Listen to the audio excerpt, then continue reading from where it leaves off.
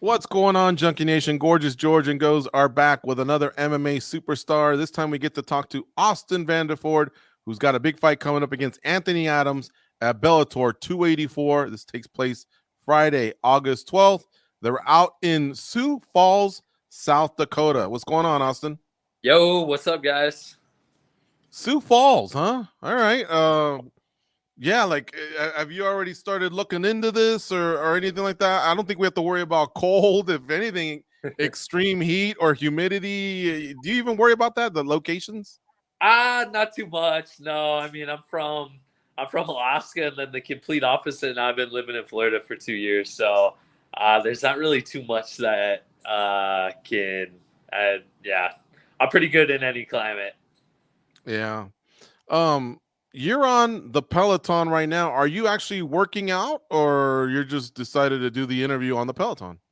Yeah, it seemed like a comfortable place to sit, honestly. So yeah, just kind of moving my legs a little bit. I just got done practice like an hour or two ago, so just kind of rewinding, and I got to go back here in another like 2 hours. So I guess just my relax. question was going to be, how long can you go on the Peloton? Are you pretty good at it?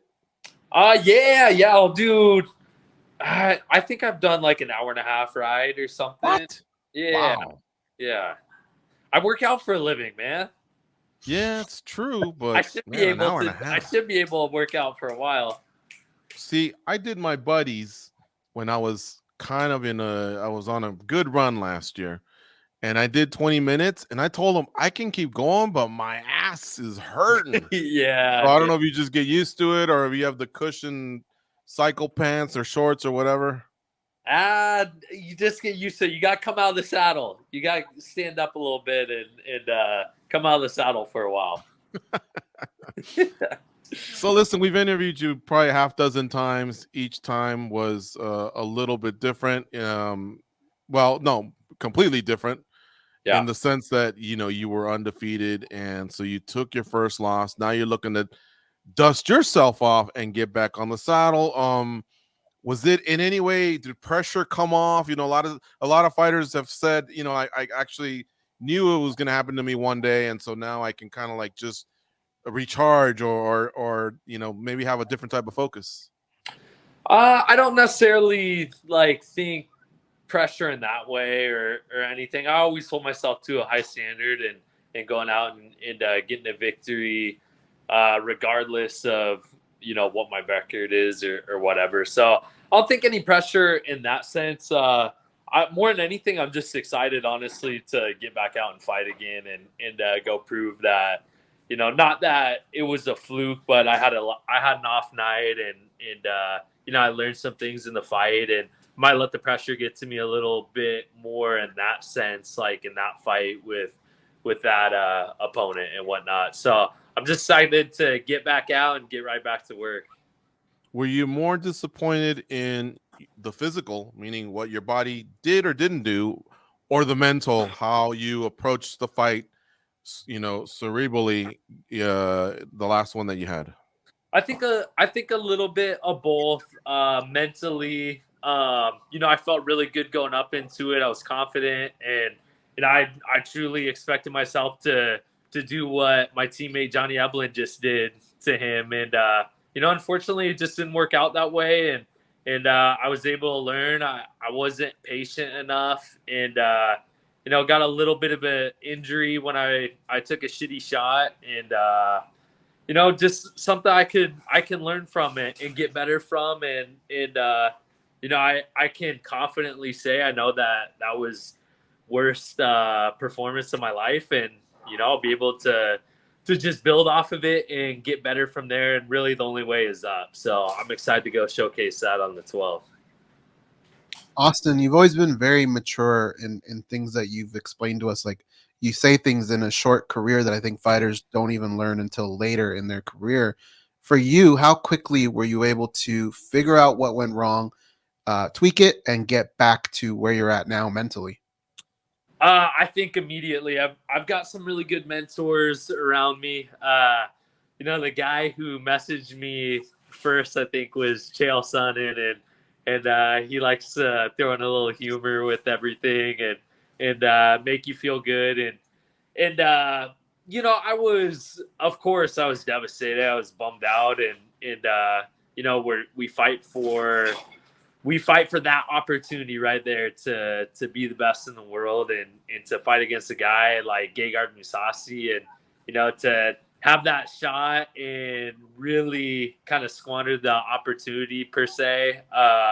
It hurt, but I was back in the gym 10 days at most later, and just motivated. Honestly, that was the biggest motivation. It sucks to say, like, man, I was motivated to go fight for a title. I feel like I was 100 times more motivated to come back for this fight. And, I think it's good. I think it's something that we can learn, and something I was able to look in the mirror and say, you know what? I don't think every stone was unturned going into that fight. I might have said it leading up to it because I thought that every stone was unturned, but looking back, I was able to pinpoint little things that I could have done better, and just the littlest tweaks could have made the biggest difference. And the nice thing about this sport is most of the time we get another chance to go out there and redeem ourselves, and that's why I'm getting on the 12th. Yeah, so going forward, obviously the win is very, very important. But what are like the mini battles that you want to accomplish here in this next fight that will make you happy? I know how well-rounded, and I know how good I am. I know what I can do in the gym. I know my abilities and stuff, and just going out there and showcasing that, and going out, getting a finish, just showing the dog that I know I have in me, and the dog that I feel like I've shown in the past too, and really up until just this last fight. So, just go out and continue to grow. I'm still relatively, young in the sport. I haven't fought like a super long time compared to a lot of the other guys and stuff. And I do feel like I still have a lot of growth, and I'm excited to see that and, go showcase that to the world. Let me follow up on a couple things. We all love Chael Sonnen. What did he do to break the ice? You said he made you laugh. What were the words of encouragement that he shared, that he said that you could share with us? I to be honest, I can't share it on here. Oh, okay. It probably wasn't like PC or something. But I'll tell you, it laughed, and Chael's got such a funny humor and a kind of dark humor sometimes too. But we share that bond, and so I'm not gonna talk about what we talked about. But it just to have that stuff, it helps a lot, and hear it from a guy who's been there, and a guy who talk about like having things just slip away from the cracks with him, and to be able to get right back up and continue to compete. So hearing it from a guy like that, it helps a lot. Yeah. And then as far as the part where maybe not every stone was turned, where would you tell us that you may have cut corners, or maybe just didn't do? Maybe cut corners is too harsh, but what do you feel like maybe you didn't do that you could have done? Yeah, I definitely didn't cut corners, but I think there's so many aspects of this sport that can make the biggest, even the littlest differences, and this is a game of inches, and the little differences, the 1% can make a huge impact on everything. And maybe maybe not like mentally doing stuff, or taking the mental part as serious as I should have, and I don't want to put my foot in my own mouth, because I feel like I work as hard as anybody could, but I do think there's tiny little things, little adjustments that I could have made going up to the fight that I definitely made for this one. This isn't a setup question in any way. If you'll recall, about 5 years ago, Kamaru Usman had a fight, and then he said, man, I was only 30% of what I can be, and he won in that fight. But a lot of people gave him grief, and I don't want that to happen here. But what I want to know is, like you said, you are young in the sport, so would you probably know your ceiling of how good you can get and how much more it would take to get there. What would you say? Do you feel like you're maybe 70% of the way there, 85% of the way there of being the best at Austin Vanderford? I mean, I'm sure you know how much more you would like to address, this martial art or this sport, everything that encompasses mixed martial arts. Yeah, no, I definitely am not in my prime yet. I still think I have a lot to go to get there, but yeah, it's kind of hard to put like a percentage on where I feel like I am, but especially since I did just fight for a title and all that. But I think mentally, and when I believe it, I can be absolutely the best in the world, and I do believe that with all my heart, and I just gotta. Each fight is another experience and more experience to get, and I feel like I'm on the right path, and little things like this, losses, to me are beneficial, and it's just gonna make me a better fighter and more dangerous down the road. Yeah, for sure. Well, I wanted to ask you this. This is my last question.